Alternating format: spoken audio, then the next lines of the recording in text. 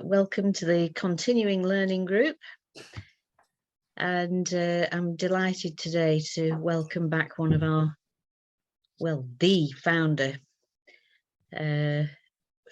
Dr. Fiona Frank.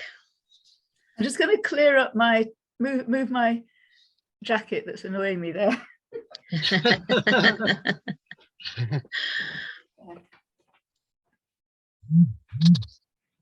That's neater, right. So, Fiona, would you like to tell us how you were inspired to start this amazing project that you're embarking on? Yes, I'm going to start off by playing, no, where shall I start? In 1984, if anybody can remember that far back, I was 29, 30 that year, and I decided, well, in 1983, I'd read an article about Indigenous people in the Sunday Times, I think it was, colour magazine, and I just thought it was really interesting, and terrible things were happening even back in 1983, and I decided I wanted to go and meet some Indigenous people in South America. And I looked into it, and I spent a year learning Spanish, and I tried to find out, without any internet or anything, how you could get there. And I discovered there's no way I was ever going to go and meet some Indigenous people, but I might get to Peru. So I booked on a Journey Latin America holiday to Peru. And what ended up there was that the tour guide, there were two guides, and the tour guide that was my guide, was an anthropologist, and he was going back to the Indigenous village where he'd done his PhD research straight after doing the tour. In fact, he taught us the difference. I was already learning Spanish, but he taught us the difference between ser and estar in Spanish very clearly. Ser is a state of being, and estar, ser is what you actually are, and estar is what you are temporarily being. So he was soy antropólogo, he was an anthropologist, and estoy guía, he was being a tour guide, which was definitely not his proper being. So this anthropologist took me, I'd booked 8 weeks off work with 5 weeks, 4 weeks paid, 4 weeks unpaid, and 5 weeks was sort of unagendered time in South America, and I was a bit frightened, so I had a flight that you could swap back and go back anytime just in case it all went wrong. But it all went right, and when he'd finished I left the tour a week earlier because they were going to an Amazonian lodge, which I knew wasn't what I wanted in the rainforest. I didn't want to go to a tourist place, but I ended up going to Santa Clara, a village in Peruvian Amazonia with Pete. We traveled there for a week, stayed there for a week, came home, traveled back for a week, and I ended up flying into Lima on the day of my 30th birthday. It was quite, to get a phone call from my mum, it was quite romantic. So I'm going to just, first thing, if I'm lucky, find a picture. This is actually, so that's the rainforest. I went back, ended up, after I'd met Pete, I went back to my boyfriend, he went back to his PhD.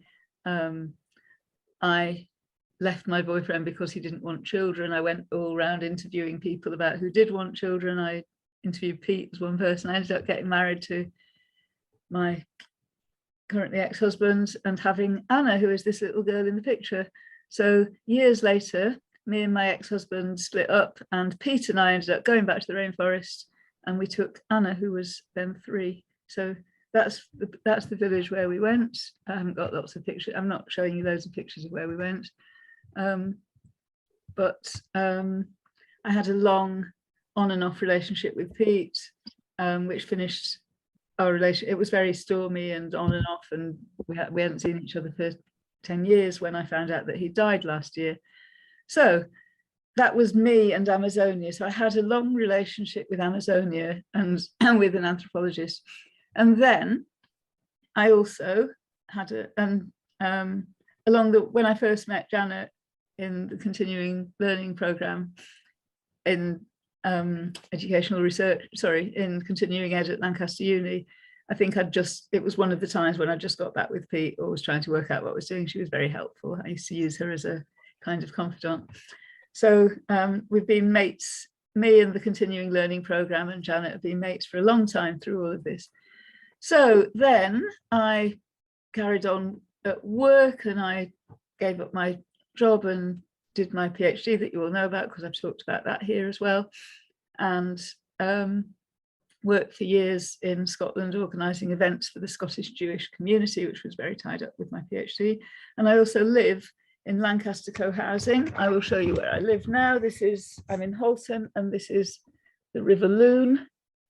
That's my river. I live in a co-housing project, and I live just along the street from Halton Mill, which is a co-working space and event space.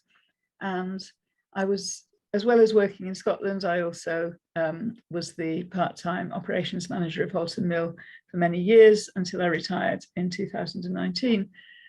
And in my retirement, I've been doing things that seemed to be useful. So I became a Zoom expert in my last year at work, because of putting on events during the pandemic. So I've been teaching Zoom to community groups, including to Janet. Janet's done lots of Zoom support with different projects of mine. I put on some online concerts. In fact, I thought that was the big event, the online concerts that I put on last year. I've been tech lead for some international conferences, but this year something different happened. So I've been in a choir there's a local musician called Sian Phillips, and I've been in her choir for years in Halton. And on June the 5th, we started getting messages on her Facebook that there was something going on in Brazil, and her brother, who was an environmental journalist, was missing, along with his colleague and friend Bruno Pereira, who's an Indigenous expert. And they went and protested in London. We were asked to find out if we knew anybody else who was going to be in London to help them do their protest. And you've probably seen the international news story, because it was featured in 180 countries, I think, that their bodies were found later on in June. There was all sorts of things went wrong with it. The Brazilian government were dawdling, getting on with doing the search. Eventually they did, but the local Indigenous people had started with the search straight away, and it was the local Indigenous people that had found some evidence of them. Then the Brazilian government told the family that the bodies had been found, which they hadn't, and then eventually the bodies were found, and they were buried at the end of June. And I watched Sian's speech at the funeral many times. I'm going to play it to you, because this is something that really inspired me to do what I'm going to be talking to you about. So putting it onto whole screen and play. He was killed because he tried to tell the world what was happening to the rainforest and its inhabitants. His mission clashed with the interests of individuals who are determined to exploit the Amazon rainforest. Dom Phillips and Bruno Pereira went missing on June the 5th. Right. So that was Sian speaking at the funeral, and I watched that about 20 times, a little bit longer on a different video that I was watching. I think I must have watched that about 20 times, and just really with friends, with people, just to feel it, to share what Sian must have felt. And I'm a bit of an organizer, as Janet knows, and I was trying to make sure that I didn't just rush into something, but in the end, I went and spoke to my colleagues at Halton Mill about whether they felt that it'd be appropriate. Could we do something? Could we do something? And I came up with the idea of an exhibition and a series of events in November to coincide with COP27, the time when people will be thinking about Amazonia. And Alison and Chris were up for it. Chris thought we should wait till April. Alison thought we should definitely ask Sian to see, so we'd have more time. Alison thought we should ask Sian to see what she thought. And so I said, yeah, but I've been to see Sian, but she's only just back from the funeral, so we should leave it for a bit. But by mistake, Alison copied Sian into that email, that first email. And Sian immediately wrote back to say that she was really up for it and that we should do an exhibition. We should have it on thick boards so that the exhibition can be shared with lots of places afterwards. And I had the idea of some events as well. So we're going to have a film at Halton Mill at the end of the month. We have monthly films. There's an organisation called Many Worlds Film Club, which Alison knew about. It was organising films about social justice from all around the world on a Tuesday monthly in the Gregson, and raising money for associated causes. And Sian and her and the Men's Widows have set up a GoFundMe fund to raise money for the Indigenous defenders of the rainforest. And I'm going to post the link to that in the chat at some point, because that we thought we should be raising money for them, but also we should be doing more. We should be raising awareness. So I then started thinking that it shouldn't just be us doing this. What about if every tutor at Halton Mill made their curriculum about the Amazon that month? What if every organisation in Lancaster did something about the Amazon that month? So I contacted, we're on a network of Lancaster Arts City, so we were in touch with the Dukes and More Music in Morecambe and the Gregson, and they all agreed. So the Dukes has programmed a new film called The Territory, which is a group of Indigenous people took the camera into their own hands to chart what was happening, to chart the invasions that were happening in their own lands. The Gregson decided they'd have a fundraising quiz, and they also invited us to put an exhibition up in their bar. And I'll come back to what exhibition it was.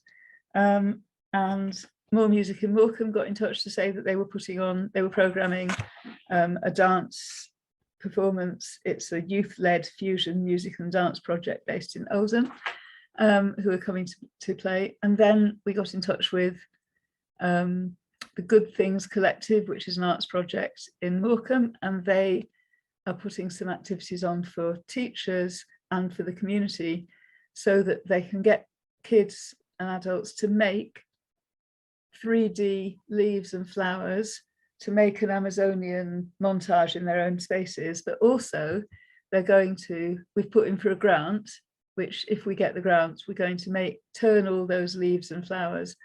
They're going to turn all those leaves and flowers into a 3D virtual rainforest with a waterfall in front of it, which can be shown on a loop on the computer, and but mainly it can be projected onto the sides of the schools and community centres and in events where they've been made. So that's a pretty exciting development if we get the grant for that. Alison was in charge. Alison, who is my colleague at Halton Mill, she took over my, we'd both been working together as operations manager before, like job share, and now she is the operations manager. She's also a brilliant communications person, and she also works at Lancaster University Environment Centre. So right early on, she put me in touch with researchers at Lancaster Uni Environment Centre who are doing amazing work on the Amazon, including partnerships with Brazilian universities. They're working in the social area, they're working with plants, they're working with data, and they're doing a lot of cutting edge research on looking at what happened, what we can do about the tipping point, what we can do about deforestation, what we can do about how we can support health and social justice in the Amazon. And so I was given the contact of Ali Burkett, this lovely research person there, and Ali and I worked for 6 weeks, pretty full on organising a 2-day conference at Lancaster Environment Centre. So we decided we were going to have researchers on the first day and activists and campaigning organisations on the second day.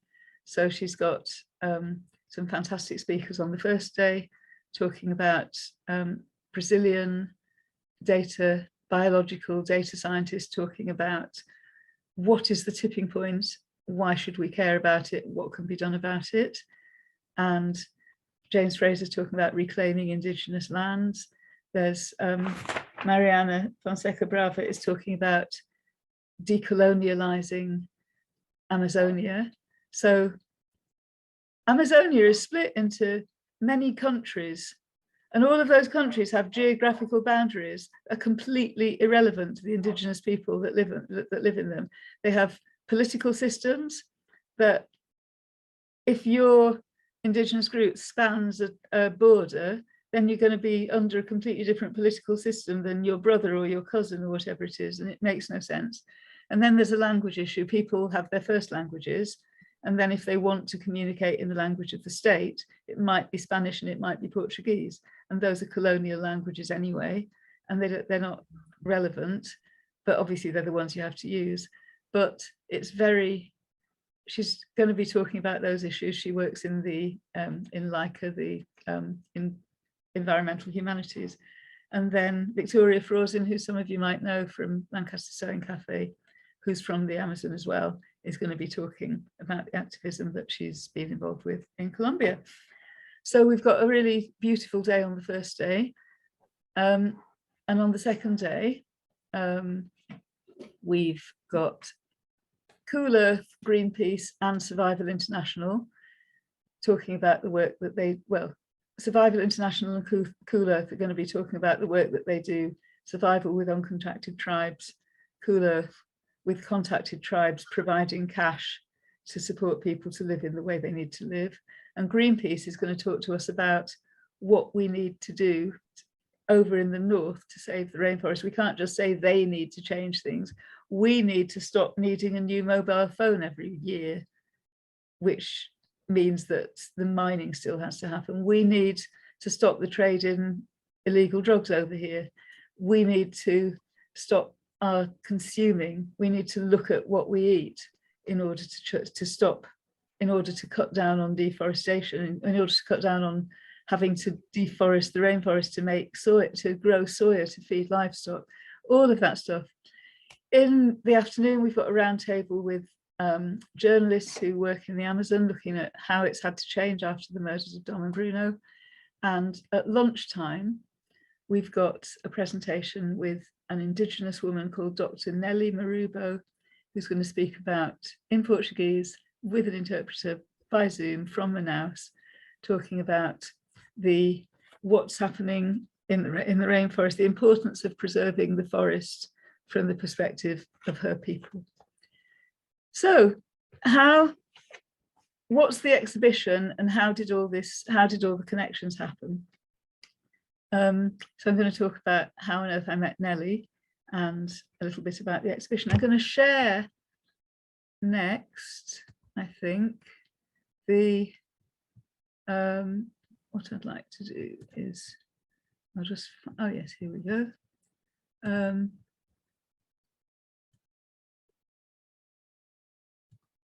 going to share the exhibition panels a little, whoops, sorry. And can you see the exhibition here? No. Sorry? Does it not say Dom, Bruno and the Amazon? Yes. Yeah. Okay, so I'll just go a bit smaller. Right, so we've got a 14 panel exhibition which deals with, which is a homage to Dom and Bruno and to the other people who were murdered. There were like thousands of other Indigenous people and defenders of the Amazon have been murdered over the years. We focused on 6. There are thousands of people. Dom and Bruno, these people, have had loads of British press, international press, because he's white, he's British. And it's the only thing that's come out of this is that we're finding out that it's not only them, but it's all of these thousands of other people that are murdered quietly. Nobody takes any notice. It never comes to court, murdered all the time. So even since, half of these were murdered since Dom and Bruno, the people that we featured. And then the exhibition goes on to talk about the destruction of the Amazon, but also some hopeful solutions that Dom was researching when he was murdered. So we're looking at the Amazon in crisis, endangered fish, illegal mining, destroying trees for livestock, what happens about illegal logging and how it's being resisted. And then some hopeful solutions. I'm going to just go a little bit bigger with this one. So Dom Phillips, whoops. There we go. Tom Phillips visited the Marimami Rau Sustainable Development Reserve in Brazil last year to witness how community-based fish management can offer a solution to overfishing. And the project that he was looking at, ended up developing quotas and estimating fish populations, let them catch 30% of the adults, but not all of them. It's being policed, and it's being so successful that it's now used in 500 fishing communities, and the fishing populations benefit, and local profits have skyrocketed, and it benefited thousands of local people. So there are some really interesting local solutions to these things. This is the mine page. We've focused on Operation Mercury, which is a political initiative in Peru that has been closing down the gold mines. And we've got a film at the end of the month that deals with Operation Mercury. So that's happened as well. We've got 4 films.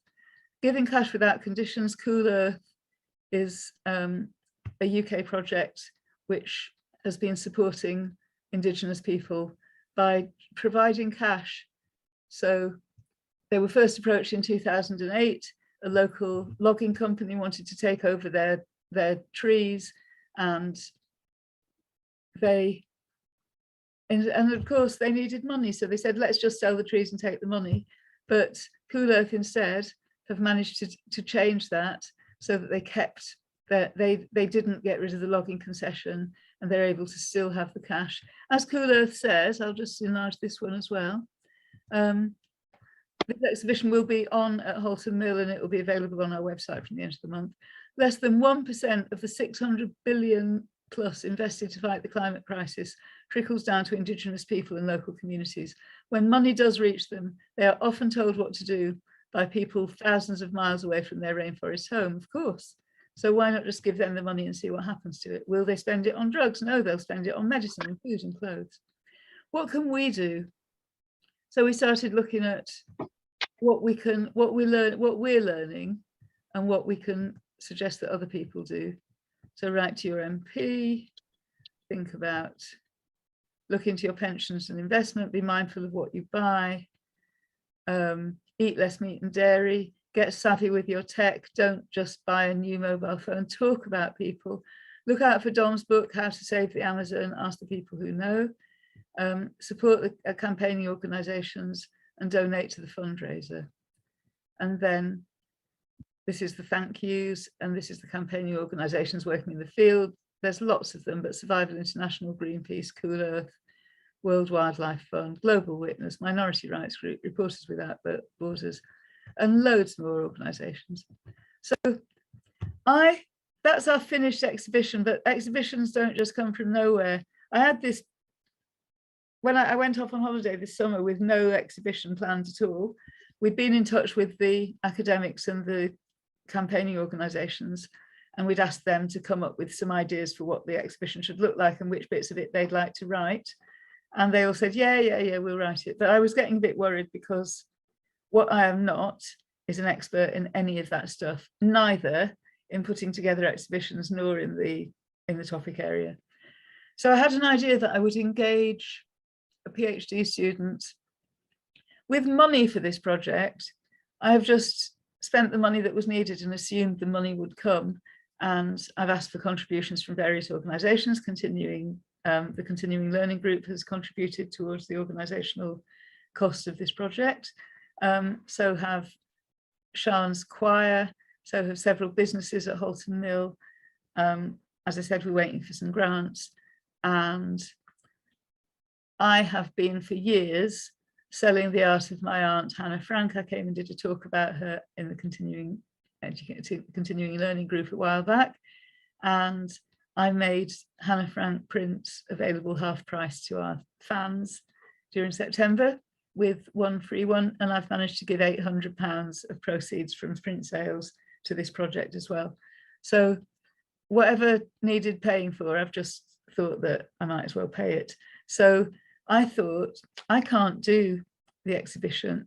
I thought I might as well pay it because the money will flow. If I'm doing the right thing, the money will come back. I've put in for a grant, the art's selling, the deal on the art is still available, by the way, for those of you listening and watching this. If anyone wants half price Hannah Frank art with one free one, then all the money will go to help us organise this project.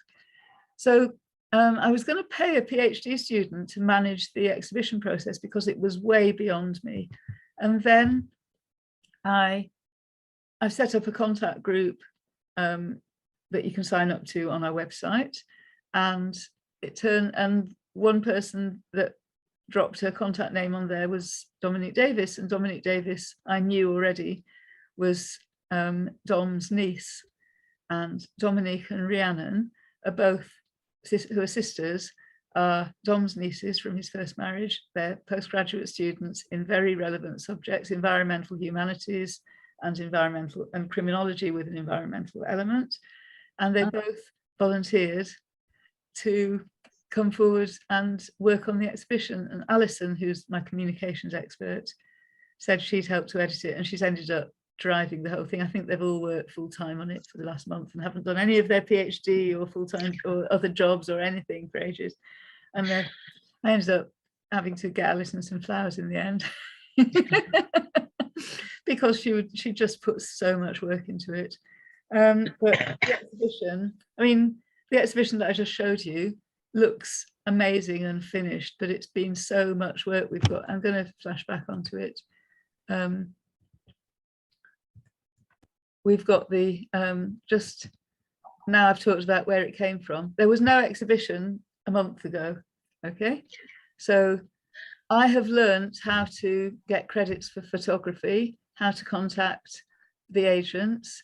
I've found photographers through Twitter, through Instagram. People have been so generous with their credits. There's only one person that wanted to charge us for one photograph. Everyone has just been so generous, letting us use their knowledge and their sources. I love this photo, Indigenous women protesting against genocide. So the murder defenders weren't all men. People have let us have the maps and the photographs and the words, and we've learned so much. And we've also had discussions among ourselves. You know, if we say that the trees are just being destroyed for livestock and we need to eat less meat, are people going to stop listening to us because we sound like the vegan brigade, you know? But around 80% of soya produced in the Amazon is fed to livestock. Large swathes of the forest have been cleared for cattle ranching and vast areas planted with soybean. Fire is often used to clear land illegally. We've learned so much about this while we've been doing it. Yeah. And it's been just fascinating getting the photographs, engaging with the people who have taken the photographs in the first place as well, which has also been a really fascinating project about relationships. So we have worked, Alison, Rhiannon and Dominique have worked on these boards with contributions from Greenpeace, Cool Earth, Survival International, and journalists and filmmakers all over the world. And we've also been in touch with Dom's widow and Bruno's widow to make sure that they're happy with what we've done. They've both sent changes and suggestions. And of course, if you just look down here, there's a lot of people that we've thanked, including donations from the continuing learning group. So there you go. So that's the exhibition again. I contacted 2 filmmakers to ask if we could just show their films. And at first they both said they were going to come to Lancaster to talk about the films. And I think one of them still is, but his timetable's changed a bit, so he's not going to come to the conference, but he's going to come. he's up for an international award, so he's going to have the international award on a Sunday, fly to Britain on Monday, talk about his film on Tuesday in Lancaster, go back to London on Wednesday, where he's talking about the film with Cine Brazil in London. I need to find him 2 nights accommodation in London if anyone's got a friend in London where he can stay. And then he's going on to France. So I'm exhausted just thinking about it. He was going to go to France anyway, so he isn't just flying to us just for this climate aware event, thank God. But then I wanted to say about our connection with Nellie Marubo. So think back to Peter Gow, my tour guide for 1984. The reason I went on that tour with him, there were 2 guides, there were 2 tours. When I arrived in Lima Airport in early August late July 1984, we got off the plane, and we were all pretty much on the same plane because we'd met at Heathrow, and we got off and we were waiting around. We met the local organizer and the 2 tour guys. There was this cute long guy in the tour that I'd chosen, and then they wanted somebody to swap because the numbers weren't right. They wanted somebody to swap to the other tour, and I can still remember most significant 9 steps of my life. I walked over, being helpful, I walked over to that other group, and lo and behold, my life changed forever, but I didn't know that at the time. I was going in that group.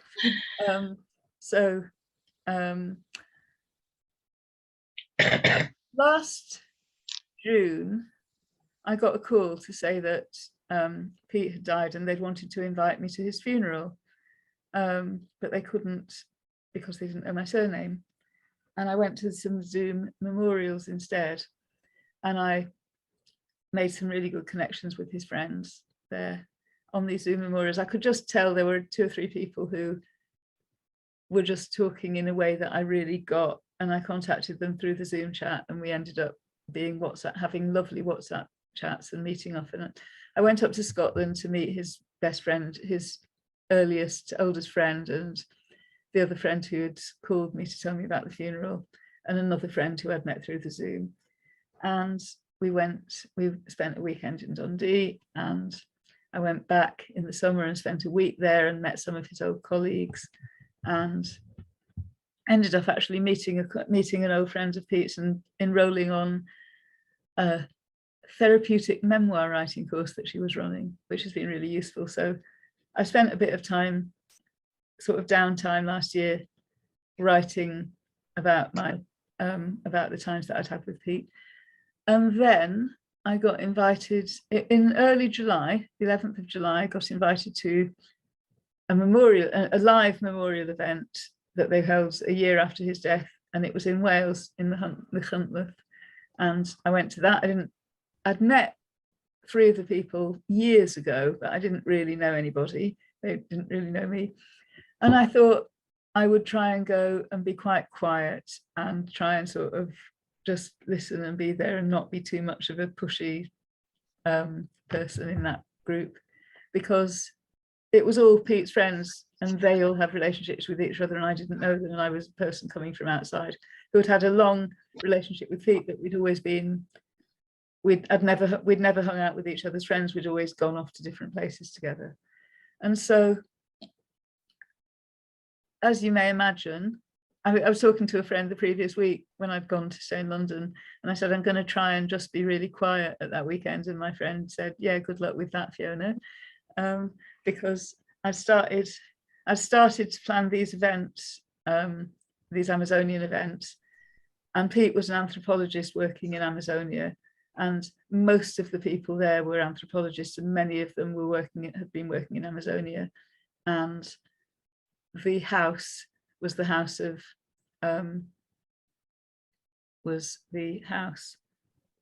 Dilwyn Jenkins, who died 6 years ago, and his widow Claire Jenkins and their children.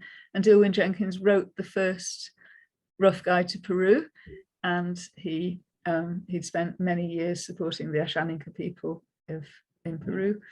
And it would have been stupid for me to not talk about it. Plus, it turned out that Sian's that one of Sian's singing friends, was a really good friend of Claire, the hostess, Dilwyn's widow. And so I knew them from that direction as well. So Sian knew Claire, which was really weird. And so like everybody knew everything, and all the people who had come from Brazil for the memorial. In Brazil, it was such a big story. They were all talking about who'd murdered Dom Phillips and Bruno Ferreira. The investigations were going on. It still wasn't clear. It's still not totally clear. And so we just talked about it a lot. And we looked at photographs. In 1978, Pete had gone with Dilwyn and Mike Bowles, who was there, and Pete Wade, who was there, and Gilly Watt, who wasn't there, but who I'd met once as a complete coincidence on Cape Clear Island in Cork, when she was working for my friend who's a blind goat farmer out there. So I think Gilly was the only friend of Pete's that I'd ever met, apart from his flatmates and people that I'd met in Peru. So that was very strange. So I'd met everybody that had been on Pete went on an expedition in 1978 when he was a young Cambridge student. They were all 18, to make a film and do some photography of Ashaninka people. Dilwyn led the group, and we were looking at the photos there. And the other thing that happened there was that Cecilia McCallum, who's an anthropologist based in Brazil with links in St Andrews, was planning to bring 3 Indigenous women to London and Scotland to talk about the climate crisis. They'd done some talks last year on Zoom to do with COP26, and they were actually coming over in person for COP in the year of COP27 to talk about the crisis and also to do art projects. And it was going to be the end of August, beginning of September, and I had plans to be in Greece then for an extended interrailing holiday, so I wasn't going to meet them. But I asked Cecilia if she thought maybe any of those 3 Indigenous women might speak at our conference, and a few weeks after the Zoom memorial, she got in touch to say yes, Nellie Marubo was interested in speaking, and I could WhatsApp her and I could meet her. So I was WhatsApping Nellie for weeks using Google Translate and DeepL Translate program. So my Portuguese, I spoke it a bit in 2003, but not really now. I speak Spanish more or less. So I can understand it, but we've basically been using the Google Translate to speak to each other, and we were zapping each other in WhatsApp all the time. And then we had a Zoom meeting with an interpreter, and I just told her about my story and my connection to the Amazon. And she told me that she'd worked for 4 years with Bruno Pereira, she'd met Dom, and also she'd met Peter at a conference, an anthropology conference. So it was pretty overwhelming, that occasion, because it was just so moving that there was such a connection. Yeah.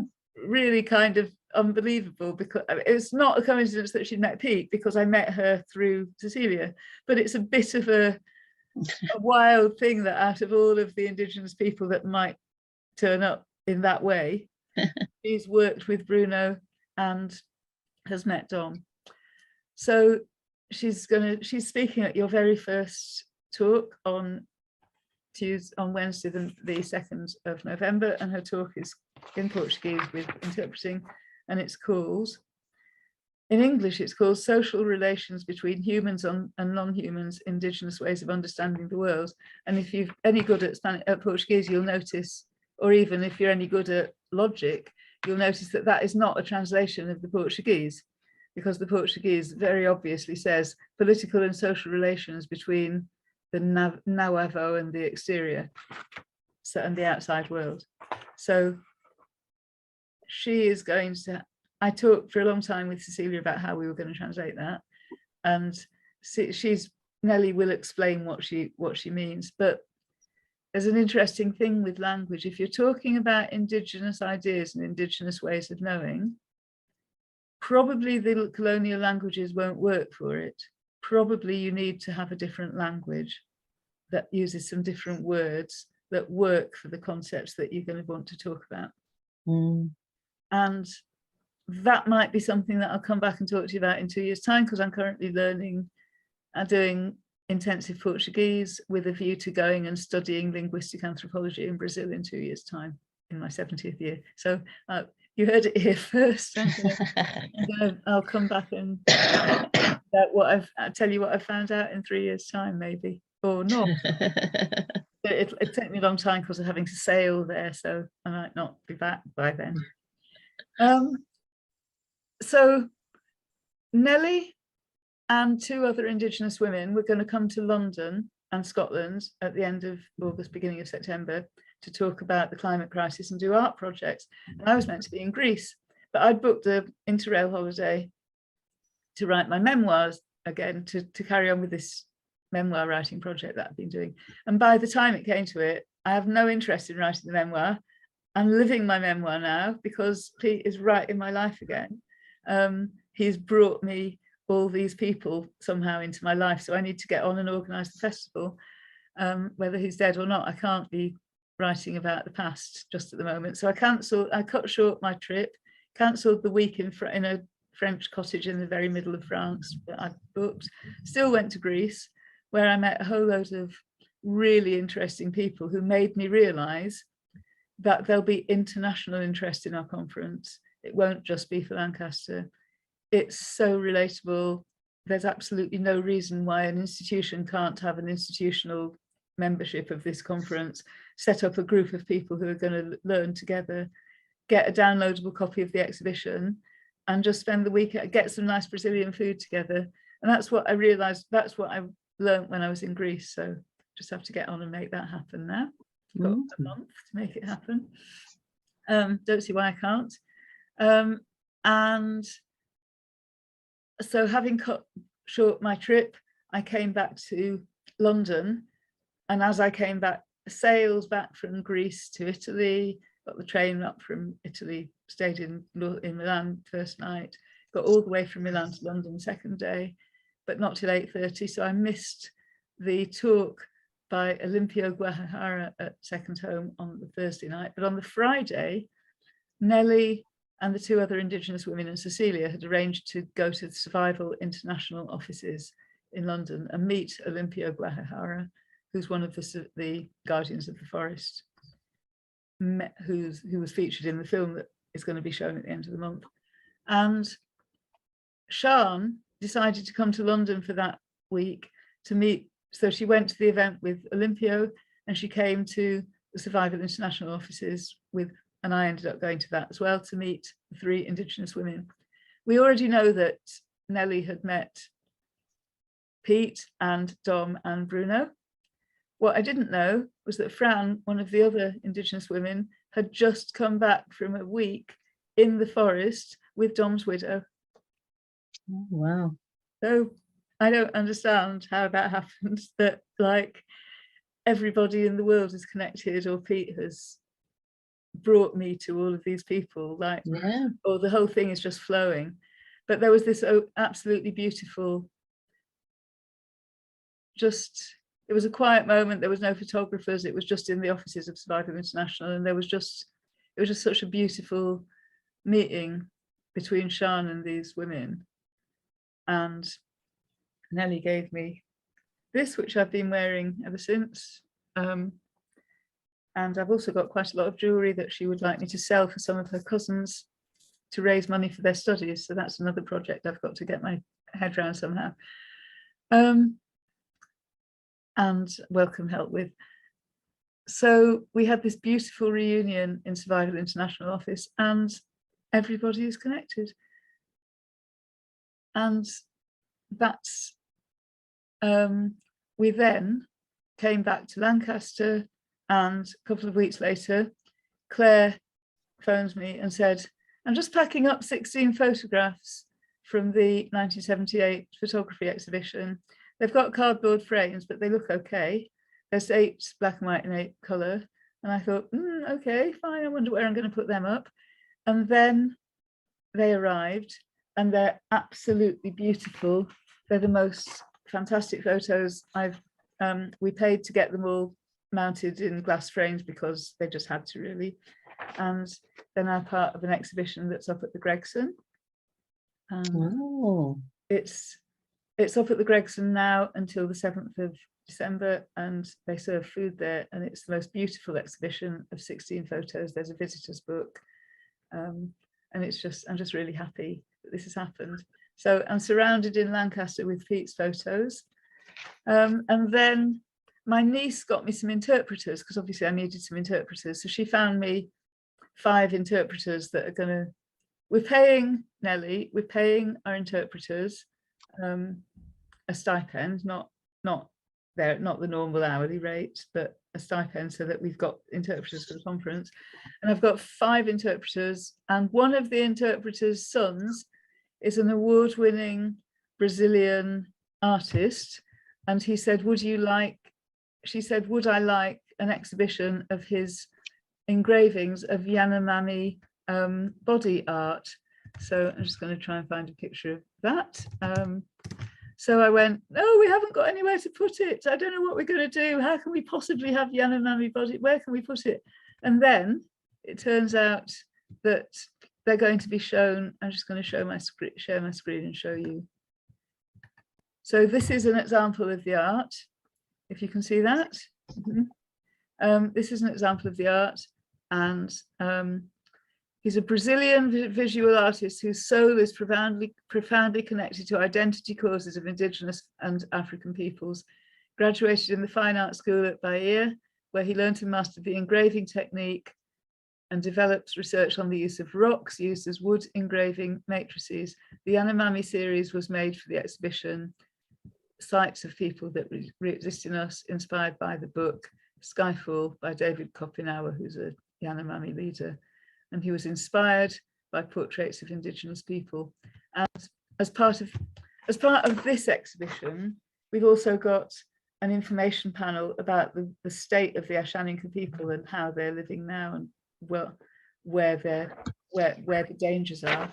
And I'm in the process of researching what we're going to do, what we're going to put up in the Good Things Collective in Morecambe, which is in the Arndale Centre. So thousands of people, it's going to be in the window of the space. Thousands of people are going to go past it every day, and they are so excited about putting it up. They're the people that are doing the art workshops for teachers. So all the information about this, please will you write this in the chat, Janet? All the information about this is available on our project website, which is www.haltonmill.org.uk/Dom Bruno, and the fundraiser for where's the chat? The fundraiser for raising money for the exhibition, raising money for the defenders of the rainforest, is in the chat now. Janet, will you be able to put the website in the chat, please?